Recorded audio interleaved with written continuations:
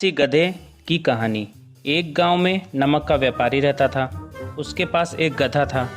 व्यापारी रोज अपने गोदाम से दुकान तक नमक ले जाने के लिए गधे का इस्तेमाल किया करता था। वह नमक को बोरी में भरकर गधे की पीठ पर लाद देता था और उसके साथ साथ चलता हुआ दुकान तक आता था। व्यापारी का गधा आलसी प्रवृत्ति का था। काम से बचने के लिए वह नित नए उपाय सोचता रहता था।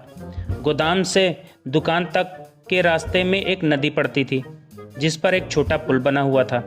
एक दिन नदी पर बने पुल पर चलते समय अचानक गधे का पैर फिसला और वह नदी में जा गिरा। नदी में पानी से नमक की बोरी भीग गई। जब तक व्यापारी ने गधे को पानी से निकाला, तब तक बोरी में भरा बहुत सारा नमक खुल चुका था। गधा जब चलने लगा तो उसे बोरी का भार बहुत कम महसूस हुआ और वह खुश हो गया। उसने सोचा कि अपने ऊपर लदा बोझ हल्का करने का यह बहुत बढ़िया तरीका है। अगले दिन वह जानबूझकर नदी में गिर पड़ा। नमक पानी में घुल जाने से बोरी का वजन फिर कम हो गया। उसके बाद से वह रोज ऐसा ही करने लगा। रोज रोज गधे की ये हरकत देखकर व्यापारी उसकी चालाकी समझ गया। उसने गधे को सबक सिखाने का फैसला कर लिया और अगले दिन बोरी के में नमक के स्थान पर रुई भरकर गधे की पीठ पर लाद दिया।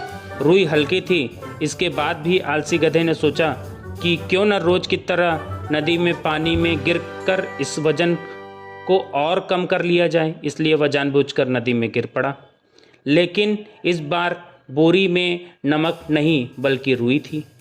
पानी में भीगकर रुई का वजन कई गुना बढ़ गया। गधा जब उठकर चलने को हुआ तो इतनी भारी बोझ से उसका बुरा हाल हो गया। उस दिन के बाद से उसने कभी आलस न करने का निर्णय किया। सीख: आलस का फल कभी न कभी मिल ही जाता है। एक ही उपाय हर बार कारगर सिद्ध नहीं होता।